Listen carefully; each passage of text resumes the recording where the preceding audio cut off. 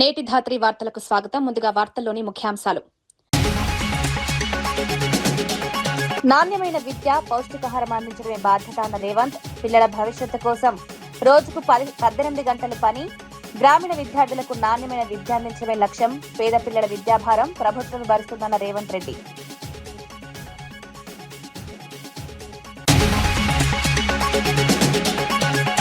నిరుద్యోగులను చంద్రబాబు ప్రభుత్వం మోసం చేసిందన్న పుత్త.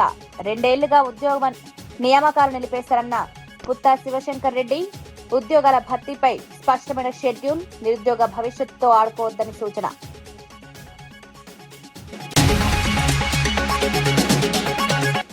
స్మార్ట్ రేషన్ కార్డుపై మోదీ ఫోటో ఎందుకు లేదన్న బీజేపీ. రేషన్ కార్డులో మోదీ ఫోటో పెట్టాలని బీజేపీ ఎంపీల డిమాండ్. కేంద్ర పథకాల్లో ప్రోటోకాల్ పాటించాలన్న రఘునందన్ రావు. మోదీ ఫోటోపై కాంగ్రెస్ ప్రభుత్వానికి ప్రశ్న. ఎన్టీఆర్ జిల్లాలో స్వాతంత్ర వేడుకలకు భారీ ఏర్పాట్లు. 80వ స్వాతంత్ర దినోత్సవానికి అధికారుల భారీ ప్లాన్. దేశభక్తి గీతాలు, సాంస్కృతిక కార్యక్రమాలతో వేడుకలకు సిద్ధం. భద్రత, ట్రాఫిక్ పార్కింగ్ పై అధికారుల ప్రత్యేక దృష్టి.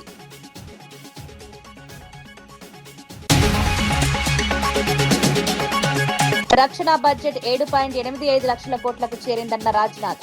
ఆయుధాల కొనుగోలు నిధులు 2.19 లక్షల కోట్లు. రక్షణ పరిశోధనల బడ్జెట్ 90% ఏఐ, క్వాంటమ్ టెక్నాలజీపై ప్రత్యేక దృష్టి. గ్రామాలకు విద్య చేరినా నాణ్యమైన విద్య అందించాల్సిన అవసరం ఉందని ముఖ్యమంత్రి రేవంత్ రెడ్డి అన్నారు. పిల్లలకు నాణ్యమైన విద్యతో పాటు పౌష్టికాహారం అందించే బాధ్యత తనదేనని స్పష్టం చేశారు. విద్యార్థులు తమ తల్లిదండ్రులకు భారం కావాల్సిన అవసరం లేదని, వారి భవిష్యత్తుకు ప్రభుత్వం అండగా ఉంటుందన్నారు. పిల్లల బంగారు భవిష్యత్తు కోసం రోజుకు 18 గంటలు పనిచేసేందుకు తాను సిద్ధంగా ఉన్నానని రేవంత్ రెడ్డి అన్నారు. తనకు వయసుతో పాటు పనిచేసే ఓపిక కూడా ఉందని పేర్కొన్నారు. ప్రభుత్వ కార్యక్రమాలను సమర్థంగా అమలు చేసేందుకు మంత్రులు పొన్నం ప్రభాకర్, మహేష్ కుమార్ గౌడ్, భట్టి విక్రమార్క సహచరులుగా ఉన్నారని తెలిపారు. రాష్ట్రంలో విద్యా ప్రమాణాలను మెరుగుపరచడమే ప్రభుత్వ ప్రధాన లక్ష్యమన్నారు. గ్రామీణ ప్రాంతాల్లోని విద్యార్థులకు కూడా నాణ్యమైన విద్యలు అందేలా చర్యలు తీసుకుంటామని చెప్పారు. పాఠశాలల్లో మౌలిక వసతులు, విద్యార్థుల ఆరోగ్యం, పౌష్టికాహారంపై ప్రత్యేక దృష్టి పెడుతోందన్నారు. 8 గంటలు మీకోసం పనిచేస్తా. నాకు వయసు ఉంది, ఓపిక ఉంది. కేశవరావు గారు లాంటి అనుభవజ్ఞుల సలహాలు నాకున్నాయి. కష్టపడి పనిచేయడానికి మిత్రులుగా పొన్నం ప్రభాకర్, మహేష్ గౌడ్, భట్టి విక్రమార్క గారు సహచరులుగా ఉన్నారు. ఇంత మంచి అవకాశం మళ్ళీ రాదు. ఇలాంటి మీరు కోరుకున్న ప్రభుత్వం ఇప్పట్లో మళ్ళీ రాదు. దీన్ని కొనసాగించండి. మీ ఉజ్వల భవిష్యత్తుకు పనిచేసే అవకాశం మాకు లభించింది. ఈ అవకాశాన్ని ఉపయోగించుకొని మీ బంగారు భవిష్యత్తుకు బాటలు వేసే బాధ్యత ఈ ప్రభుత్వం తీసుకుంటుంది. ఈ కార్యక్రమానికి విచ్చేసిన సోదరిమణులందరూ, ముఖ్యంగా విద్యార్థులందరినీ మనస్ఫూర్తిగా అభినందిస్తున్నా. చదువులో రాణించండి, క్రీడల్లో రాణించండి, పరిపాలనలో రాణించండి. ఒక పారదర్శకమైన ప్రభుత్వాన్ని నడిపించడానికి సహకరించాల్సిందిగా కోరుకుంటూ మీ అందరి దగ్గర సెలవు తీసుకుంటున్న. ధన్యవాదాలు మిత్రులారా. గుంటూరులో దశాబ్దాలుగా కొనసాగుతున్న డ్రైనేజ్ సమస్యకు శాశ్వత పరిష్కారం చూపే దిశగా చర్యలు చేపట్టామని కేంద్ర మంత్రి పెమ్మసాని చంద్రశేఖర్ తెలిపారు. ఓల్డ్ గుంటూరులోని మోండి గేట్ సమీపంలోని సుద్దపల్లి డొంక వద్ద డ్రైనేజ్ ఆధునికీకరణ పనులను ఆయన ప్రారంభించారు. రైల్వే ట్రాక్ కింద ఉన్న పాత డ్రైనేజ్ మార్గం చాలా ఇరుకుగా ఉండడంతో వర్షపు నీరు సక్రమంగా వెళ్లకపోయేది. భారీ వర్షాలు కురిసిన సమయంలో నీరు వెనక్కి చేరి సమీప ప్రాంతాలు ముంపుకు గురయ్యే పరిస్థితి ఉండేది. ఈ సమస్యను పరిష్కరించేందుకు డ్రైనేజ్ వ్యవస్థను ఆధునికీకరిస్తున్నారు. కొత్త వ్యవస్థ ద్వారా వర్షపు నీటి ప్రవాహం మరింత సులభంగా సాగడంతో పాటు ముంపు సమస్య తగ్గుతుందని అధికారులు తెలిపారు. స్థానిక ప్రజలు ఎన్నో ఏళ్లుగా ఎదుర్కొంటున్న సమస్యకు పరిష్కారం లభించనుందని మంత్రి పెమ్మసాని చెప్పారు. అభివృద్ధి పనులను నాణ్యతా ప్రమాణాలతో వేగంగా పూర్తి చేయాలని అధికారులకు సూచించారు. వస్తుందని చెప్పి నజీర్ గారు నా దగ్గర తీసుకొచ్చినప్పుడు ఎస్టిమేట్ చేస్తే దాదాపు 7 నుంచి 8 కోట్ల రూపాయలు దీని ఎస్టిమేషన్ వచ్చింది. వాటర్ వచ్చినప్పుడు రైల్వే లైన్ కూడా ఇబ్బంది అవుతుంది కాబట్టి రైల్వే అధికారులని, మినిస్టర్లని అందరినీ రిక్వెస్ట్ చేశాం. మన దగ్గర కొంత ఆర్థికంగా ఇబ్బంది ఉందని. వాళ్ళందరూ సహకరించి రైల్వే అధికారులు అందరూ కూడా దీనికి దాదాపు 7 కోట్ల రూపాయలు శాంక్షన్ చేశారు. ఈ రోజున డిసెంబర్, జనవరి కల్లా ఇది కంప్లీట్ చేస్తే చాలా వరకు సమస్యలు ఈ ప్రాంతంలో డ్రైనేజ్ సమస్యలన్నీ వెళ్ళిపోతాయి. ఎన్టీఆర్ జిల్లాలో 80వ స్వాతంత్ర దినోత్సవ వేడుకలను ఘనంగా నిర్వహించేందుకు అధికారులు అన్ని ఏర్పాట్లు పూర్తి చేశారు. జాతీయ పండుగను దేశభక్తి, జాతీయ సమైక్యత ప్రతిబింబించేలా నిర్వహించేందుకు ప్రత్యేక ప్రణాళిక రూపొందించారు. వేడుకలకు వచ్చే ప్రజలకు ఎలాంటి ఇబ్బందులు కలగకుండా అవసరమైన ఏర్పాట్లు చేపట్టారు. వేదిక, జాతీయ జెండా ఆవిష్కరణ ప్రాంతం, సాంస్కృతిక కార్యక్రమాల కోసం ఏర్పాట్లు పూర్తి చేశారు. భద్రతా చర్యలను కూడా అధికారులు పర్యవేక్షిస్తున్నారు. స్వాతంత్ర సమరయోధులు, దేశం కోసం ప్రాణత్యాగం చేసిన మహనీయుల త్యాగాలను స్మరించుకునేలా కార్యక్రమాలు నిర్వహించనున్నారు. విద్యార్థులు, యువత పెద్ద సంఖ్యలో పాల్గొనేలా సాంస్కృతిక కార్యక్రమాలను సిద్ధం చేశారు. దేశభక్తి గీతాలు, సాంస్కృతిక ప్రదర్శనలు, వివిధ శాఖల అభివృద్ధి కార్యక్రమాలను ప్రతిబింబించే శకటాలను కూడా ఏర్పాటు చేయనున్నారు. జిల్లా వ్యాప్తంగా ప్రభుత్వ కార్యాలయాలు, ప్రధాన కూడలలో జాతీయ జెండాలను ఏర్పాటు చేస్తారు. మార్చ్ ఫస్ట్ అయితేనేంటి, ట్యాబ్లూస్ అయితేనేంటి, అలాగే మినిట్ టు మినిట్ ప్రోగ్రామ్ అయితేనేంటి, అలాగే కల్చరల్ ప్రోగ్రామ్స్ ఇవన్నీ చాలా చక్కగా ఎగ్జిక్యూట్ చేయడం జరుగుతూ ఉంది. ఇది నేషనల్ ఫెస్టివల్ ఫర్వర్ అండ్ ఎన్టీఆర్ జిల్లా మీకు తెలిసే ఉంది. ఇది more than district head quarter, it is state head quarter కాబట్టి ఇక్కడ అన్ని రకాలుగా ఏ చిన్న గ్యాప్ లేకుండా, ఎక్కడ కూడా ఏమి లోపల లేకుండా ప్రాపర్గా చేయడానికి మొత్తం జిల్లా యంత్రాంగం సిద్ధంగా ఉంది. శ్రీ నారా లోకేష్ గారు ఇక్కడ జెండా వందనాన్ని అనేది చేస్తున్నాము.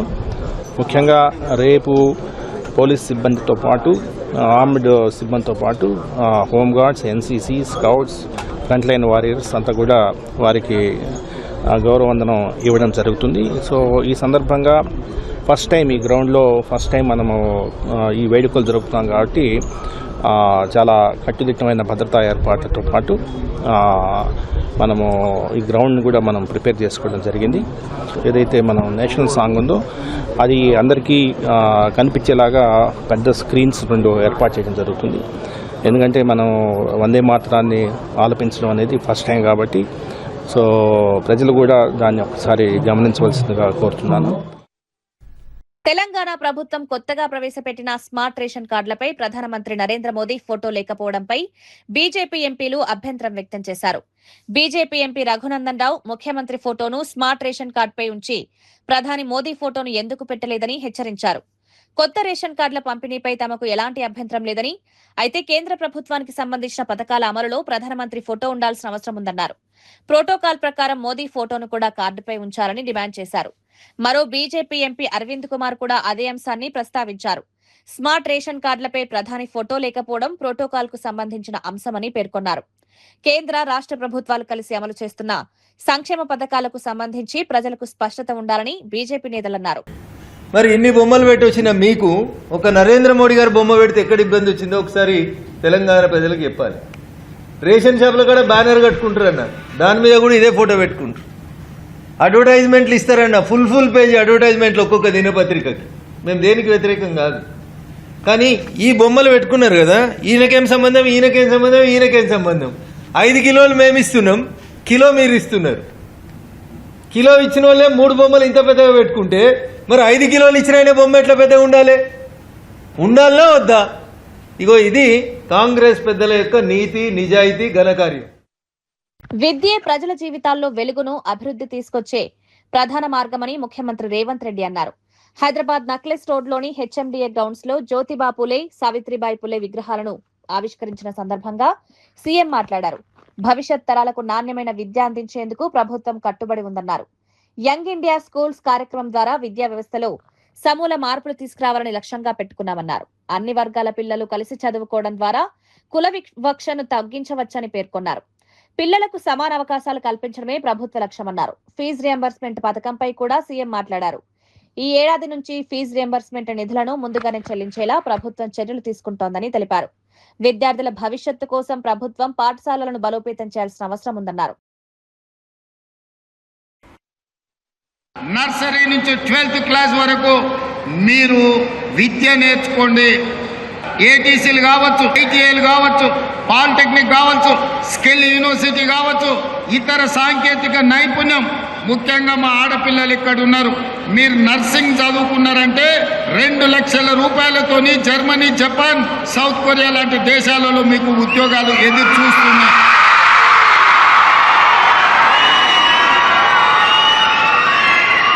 డాక్టర్లు, లాయర్లు, ఇంజనీర్లతో పాటు సాంకేతిక నైపుణ్యాన్ని నేర్చుకోండి.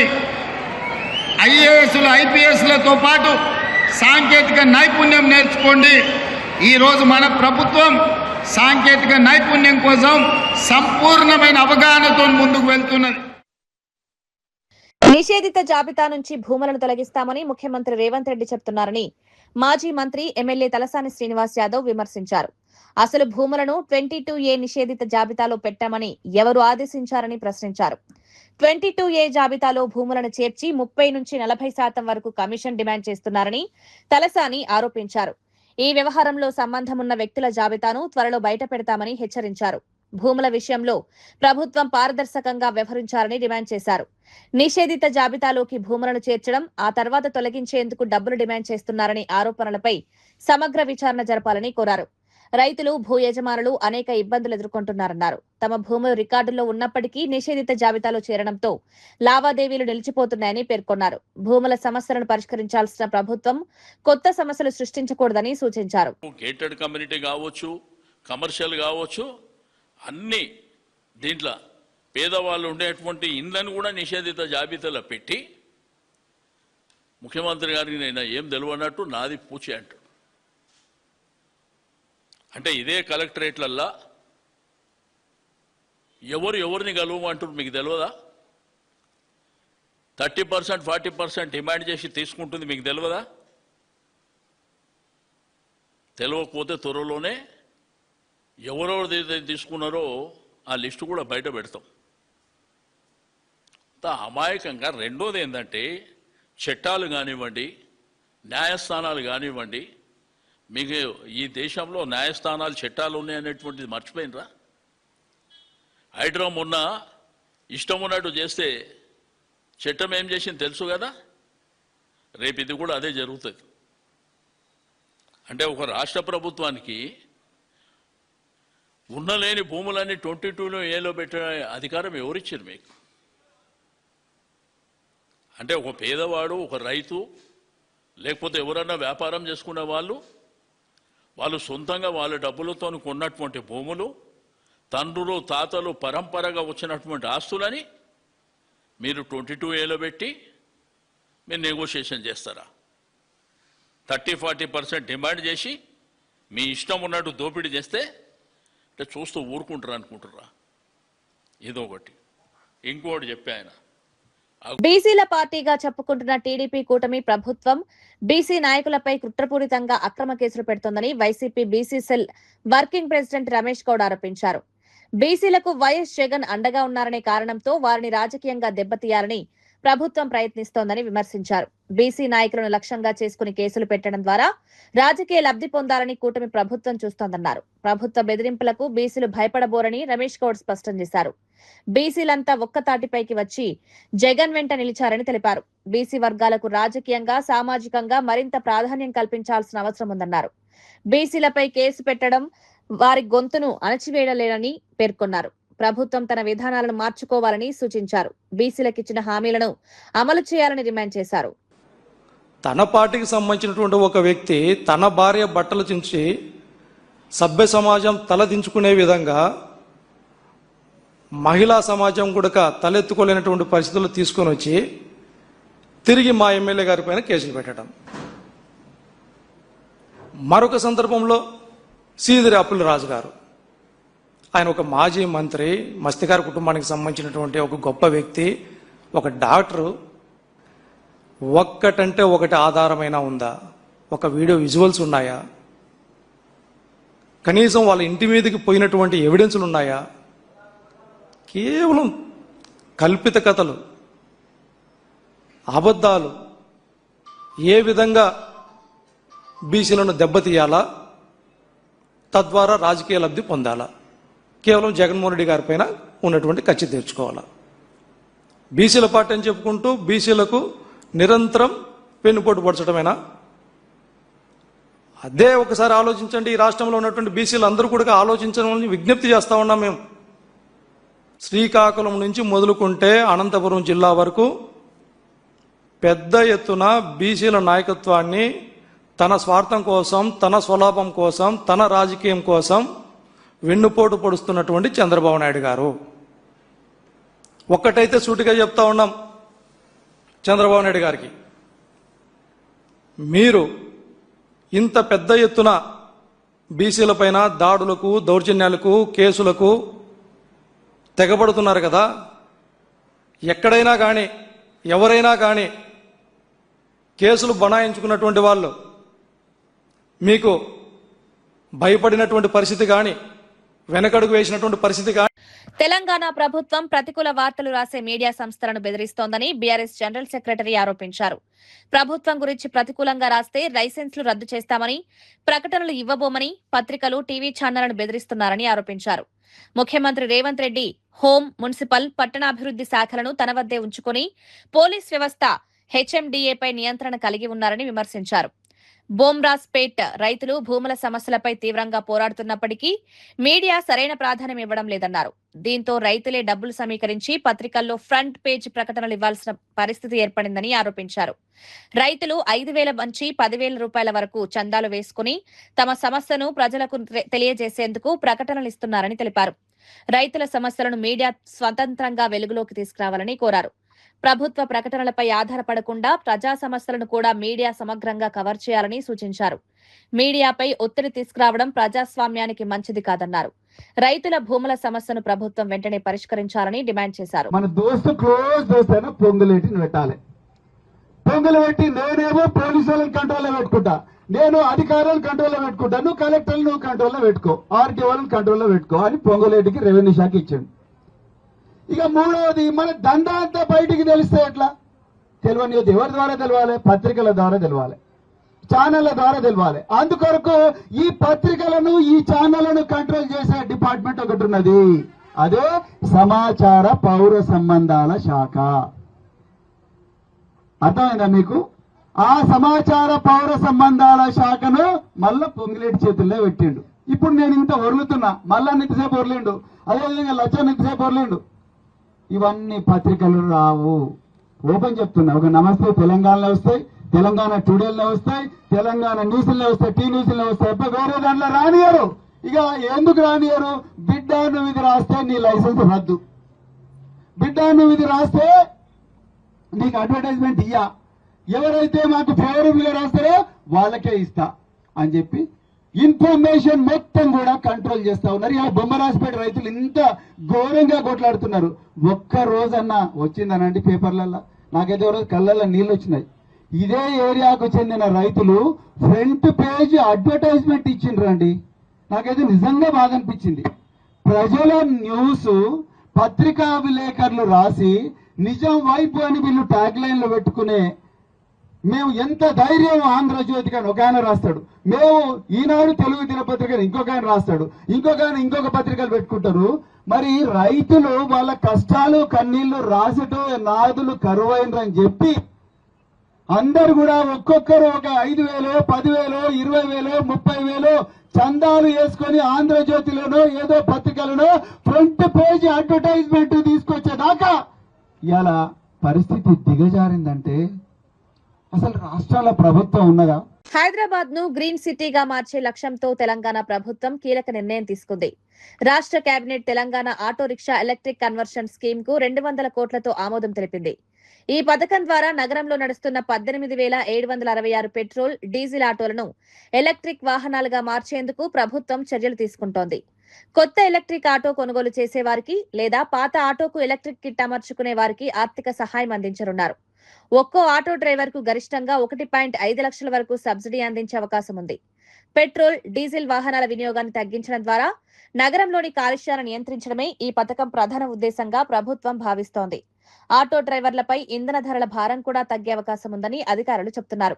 ఎలక్ట్రిక్ వాహనాల వినియోగం పెరిగితే గాలి నాణ్యత మెరుగుపడడంతో పాటు పర్యావరణ పరిరక్షణకు తోడ్పడుతుందని ప్రభుత్వం పేర్కొంది. పాత ఆటోలను ఎలక్ట్రిక్ గా మార్చుకునే అవకాశం ఇవ్వడం ద్వారా డ్రైవర్లకు అదనపు భారం లేకుండా చర్యలు చేయడం కోసమని ప్రతి ఆటోకి ఒక వ్యక్తి, ఒక కుటుంబానికి ఒక ఆటో ఏదైతే ఉంటుందో ఒక ఆటోకి 1,50,000 రూపాయల సబ్సిడీ ఇచ్చి ఏదైతే ఆ అవుట్డేటెడ్ ఆటోలు ఏవైతే వాటితో కాలుష్యం అవుతుందో ఆ కాలుష్యం కాకుండా ఉండే విధంగా ఎలక్ట్రికల్ మోటార్స్ ని ఇతరత్ర ఏర్పాటు చేయడం, ఎలక్ట్రికల్ కన్వర్షన్ స్కీమ్ ని ఏర్పాటు చేయడం కోసం ప్రతి ఆటోకి 1,50,000 రూపాయలు సబ్సిడీని ఇవ్వాలని కూడా ఈరోజు రాష్ట్ర ప్రభుత్వం నిర్ణయం తీసుకోవడం జరిగింది ఇప్పుడు జరిగిన కేబినెట్ లో.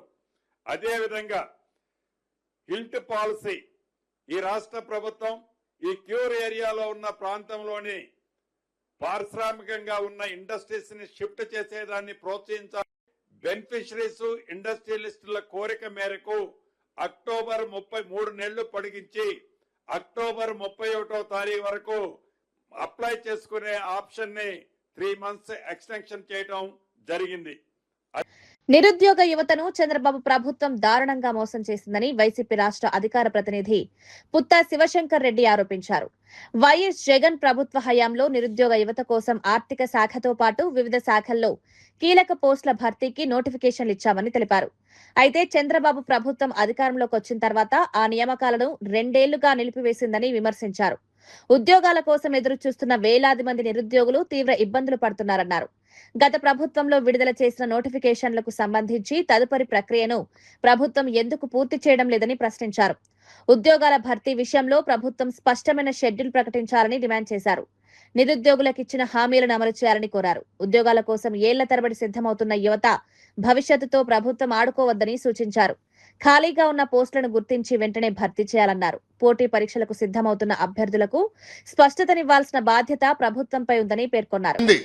లాస్ట్ రిక్రూట్మెంట్ తర్వాత జగన్ గారు వచ్చిన తర్వాత 15 సంవత్సరాల తర్వాత వాటికి క్లియరెన్స్ ఇచ్చేసి ఫైనాన్స్ అక్రెన్స్ తీసుకొని వాటిని నోటిఫికేషన్ 14 నోటిఫికేషన్ నెంబర్ కూడా చూడండి 14-2023 డేటెడ్ 22 డిసెంబర్ 2023లో ఇస్తే ఈ నోటిఫికేషన్ ఇంతవరకు కంప్లీట్ చేయలేదు, పక్కన పెట్టేశారు. అదేవిధంగా women and child welfare department లో చైల్డ్ డెవలప్మెంట్ ఆఫీసర్ సంబంధించిన CDPO supervisor grade 1 superintendent of children's homes వీళ్ళకి సంబంధించినటువంటి 243 వేకెన్సీస్ ఇస్తే జిఓ నెంబర్ ఎంఎస్ నెంబర్ 34 ద్వారా మార్చి 31, 2023లో ఇది కూడా ఎప్పుడు ఇచ్చారు తెలుసా? 11 సంవత్సరాల గ్యాప్ తర్వాత జగన్ గారు క్లియరెన్స్ చేసి ఫైనాన్స్ అప్రూవల్ తీసుకుని ఇచ్చినటువంటి పోస్టుని మేము ఇస్తే ఇప్పటికి కూడా 3వ సంవత్సరం అడుగు పెట్టారు వచ్చేసేసి పక్కన పెట్టేశారు, చేయలేదు. అత్యంత కీలకమైనటువంటి పోస్టులు చైల్డ్ అండ్ వెల్ఫేర్ డిపార్ట్మెంట్ లో ఈ పిల్లలకు సంబంధించినటువంటి సూపర్వైజింగ్ కానీ మానిటరింగ్ కావాలంటే ఈ పోస్టులు ఉంటేనే కదా. 243 పోస్టులు మేము ఇస్తే దానికి అసలు అటకెక్కిచ్చారు. గతంలో 11 సంవత్సరాల కిందట జరిగినటువంటి నోటిఫికేషన్స్ అంతే. తర్వాత ఏపీబీ నోటిఫికేషన్ పెండింగ్ కంప్లీషన్ ఏంటంటే ఇంకా డిప్యూటీ ఎడ్యుకేషన్ ఆఫీసర్స్ అయితేనేమి, తర్వాత డిగ్రీ లెక్చరర్స్, తర్వాత ఫారెస్ట్ రేంజ్ ఆఫీసర్స్ మేము ఇచ్చినట్టువి, తర్వాత forest section officers, forest beat officers, assistant beat officers, తర్వాత థాండర్స్, ఇవన్నీ కూడాను ఫారెస్ట్ డిపార్ట్మెంట్ లో వివిధ డిపార్ట్మెంట్ లో ఇచ్చినటువంటి నోటిఫికేషన్ 2023, 2024 ఫైనాన్స్ అప్రూవ్ అయ్యి నోటిఫికేషన్ నెంబర్లు ఇచ్చి జీవోలు ఇచ్చిన తర్వాత అయినా కూడా వీళ్ళు పక్కన పెట్టేశారు. అన్ని కూడా కీలకమైన పోస్టులు. అంతేకాకుండా కొన్ని నోటిఫికేషన్స్ ముందుకు తీసుకెళ్ళడం కొన్ని క్యాన్సిల్ చేశారు. తిరుమల తిరుపతి దేవస్థానం సంబంధించిన జూనియర్ లెక్చరర్స్ 29 వేకెన్సీస్ ఉంటే నోటిఫికేషన్ 2024లో మేము ఇచ్చాము. తర్వాత డిగ్రీ లెక్చరర్స్ 49 వేకెన్సీస్ టీటీడీ సంబంధించినటువంటిది, వాటిని కూడా నోటిఫికేషన్స్ క్యాన్సిల్ చేశారు. సో ఇక్కడ పొల్యూషన్ కంట్రోల్ బోర్డు సంబంధించిన 18 వేకెన్సీస్ జీవో నెంబర్ 5 ద్వారా మేము ఇస్తే వాటిని ముందు తీసుకెళ్లేదు, క్లియరెన్స్ తెచ్చినా కూడా ఎండోన్మెంట్ డిపార్ట్మెంట్ లో. సో ఇవన్నీ కూడా ఎందుకు చెప్తున్నామంటే యువతకి చంద్రబాబు నాయుడు గారు యువతకు నిరుద్యోగులకి ఎలా మోసం చేస్తున్నారంటే ఉన్నటువంటి ఉద్యోగాలన్నీ కూడాను రద్దు చేస్తూ కేవలము జగన్మోహన్ రెడ్డి గారు ఇచ్చినటువంటి ఒకే ఒక్కటి మీరు దానికి యాడ్ చేసి ఏదైతే మీరు క్యాన్సిల్ చేసేసి డిఎస్సి అన్నారో దాన్ని మీ వాళ్ళ కోసము జీవోలు మార్చి స్పోర్ట్స్ కోటాలో మీ యొక్క అనుగులకి, మీ శిష్యులకి, మీ పార్టీ వాళ్ళకి, మీ వాళ్ళకి ఇచ్చుకోవాలంటే ఉద్దేశం. సంగారెడ్డిలో ముఖ్యమంత్రి రేవంత్ రెడ్డి పాల్గొనే సభకు భారీ ఏర్పాట్లు చేస్తున్నామని టీపీసీసీ వర్కింగ్ ప్రెసిడెంట్ జగ్గారెడ్డి తెలిపారు. సభకు లక్షల మందిని సమీకరించేలా ప్రణాళిక రూపొందించామన్నారు. సభ ఏర్పాట్లపై పీసీసీ అధ్యక్షుడు మహేష్ కుమార్ గౌడ్, మంత్రులు ఉత్తమ్ కుమార్ రెడ్డి, దామోదర రాజనరసింహ, వివేక్ తో ప్రతిరోజు సమీక్షిస్తున్నామని తెలిపారు. సంగారెడ్డి ఐబీ చౌరస్తాలో మాజీ ప్రధానులు జవహర్లాల్ నెహ్రూ, రాజీవ్ గాంధీ విగ్రహాలను సీఎం రేవంత్ రెడ్డి ఆవిష్కరించనున్నారని వెల్లడించారు. సంగారెడ్డి నుంచే సుమారు 50,000 మంది సభకు హాజరవుతారని జగ్గారెడ్డి తెలిపారు. వర్షం వచ్చినా సభకు ఇబ్బంది కలగకుండా జర్మన్ షెడ్లను ఏర్పాటు చేశామన్నారు. గత ప్రభుత్వం అరకొరగా రేషన్ కార్డు ఇచ్చిందని విమర్శించిన జగ్గారెడ్డి, కాంగ్రెస్ ప్రభుత్వం 1,05,00,000 మందికి స్మార్ట్ రేషన్ కార్డులు అందించేందుకు చర్యలు తీసుకుంటోందని తెలిపారు.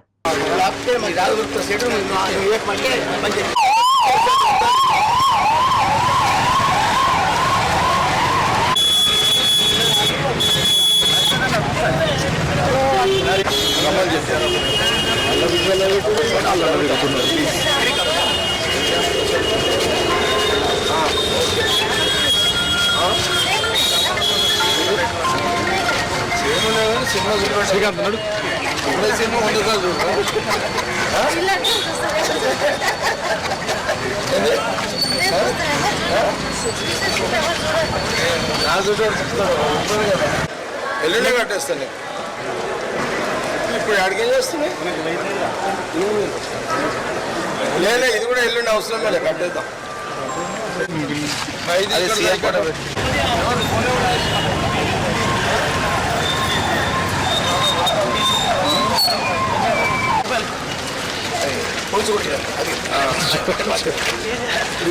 ఇదేంటి ఇదేంది ఇది రాజు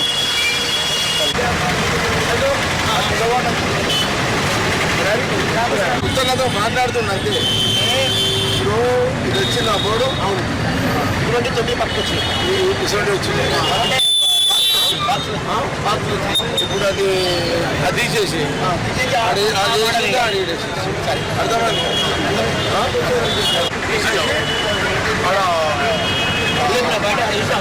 అదే అక్కడ అదేసి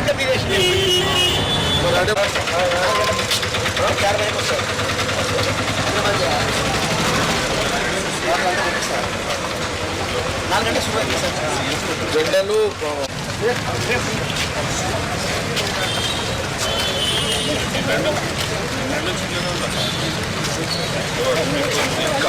సూపర్ వస్తాయి. ఇప్పుడు గమనం చేస్తే రక్షణ రంగాన్ని మరింత బలోపేతం చేసేందుకు కేంద్ర ప్రభుత్వం బడ్జెట్ ను క్రమంగా పెంచుతోందని రక్షణ మంత్రి రాజ్నాథ్ సింగ్ తెలిపారు. 2013-14లో 2.53 లక్షల కోట్లుగా ఉన్న రక్షణ బడ్జెట్ 2026-27 నాటికి 7.85 లక్షల కోట్లకు చేరిందని వెల్లడించారు. ఆయుధాలు, రక్షణ పరికరాల కొనుగోలు కేటాయించే నిధులు కూడా 94,538 కోట్ల నుంచి 2.19 లక్షల కోట్లకు పెరిగాయన్నారు. రక్షణ పరిశోధనలు, కొత్త సాంకేతిక పరిజ్ఞానంపై ప్రత్యేక దృష్టి సారిస్తున్నామన్నారు.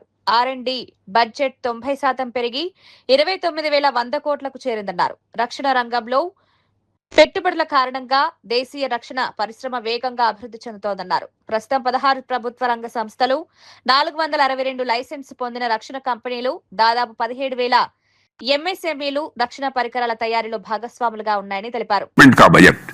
जहां 15,283 करोड़ रुपए हुआ करता था वह 2026-27 में 90% बढ़कर 29,100 करोड़ रुपए तक पहुंच गया है. ये सारे आंकड़े भविष्य की रक्षा तकनीकों में भारत की बढ़ती प्रतिबद्धता को दर्शा रही हैं. साथियों, रक्षा क्षेत्र में इस निवेश का लाभ हमारे पूरे रक्षा औद्योगिक परिदृश्य को भी मिल रहा है. आज देश में रक्षा क्षेत्र से जुड़े हुए 16 सार्वजनिक उपक्रम, 462 लाइसेंसी रक्षा कंपनियां और लगभग 17,000 MSMEs रक्षा निर्माण से जुड़ी हैं. नवाचार को प्रोत्साहित करने के लिए आईडेक्स जैसे प्लेटफॉर्म तैयार किए गए. साथ ही अदिति जैसी योजना के माध्यम से आर्टिफिशियल इंटेलिजेंस और क्वांटम टेक्नोलॉजी जैसी अत्याधुनिक तकनीकों के लिए 25 करोड़ रुपए तक का अनुदान दिया जा रहा है. వార్తలు ముగించే ముందు ముఖ్యాంశాలు మరోసారి. నాణ్యమైన విద్య, పౌష్టికాహారం అందించడమే బాధ్యత అన్న రేవంత్. పిల్లల భవిష్యత్తు కోసం రోజుకు 18 గంటలు పని. గ్రామీణ విద్యార్థులకు నాణ్యమైన విద్య అందించడమే లక్ష్యం. పేద పిల్లల విద్యాభారం ప్రభుత్వం భరిస్తుందన్న రేవంత్ రెడ్డి.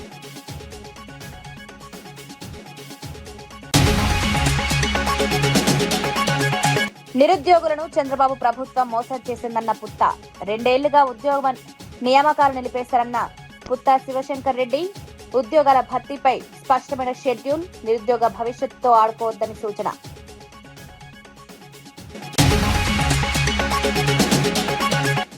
స్మార్ట్ రేషన్ కార్డుపై మోదీ ఫోటో ఎందుకు లేదన్న బీజేపీ. రేషన్ కార్డులో మోదీ ఫోటో పెట్టాలని బీజేపీ ఎంపీల డిమాండ్. కేంద్ర పథకాల్లో ప్రోటోకాల్ పాటించాలన్న రఘునందన్ రావు. మోదీ ఫోటోపై కాంగ్రెస్ ప్రభుత్వానికి ప్రశ్న. ఎన్టీఆర్ జిల్లాలో స్వాతంత్ర వేడుకలకు భారీ ఏర్పాట్లు. 80వ స్వాతంత్ర దినోత్సవానికి అధికారుల భారీ ప్లాన్. దేశభక్తి గీతాలు, సాంస్కృతిక కార్యక్రమాలతో వేడుకలకు సిద్ధం. భద్రత, ట్రాఫిక్ పార్కింగ్ పై అధికారుల ప్రత్యేక దృష్టి.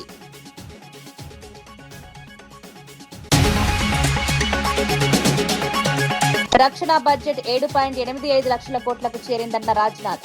ఆయుధాల కొనుగోలు నిధులు 2.19 లక్షల కోట్లు. రక్షణ పరిశోధనల బడ్జెట్ 90% ఏఐ క్వాంటమ్ టెక్నాలజీపై ప్రత్యేక దృష్టి. ఇవి ఈనాటి వార్తా విశేషాలు. మరో బులెటిన్లో మళ్ళీ కలుద్దాం. నమస్కారం.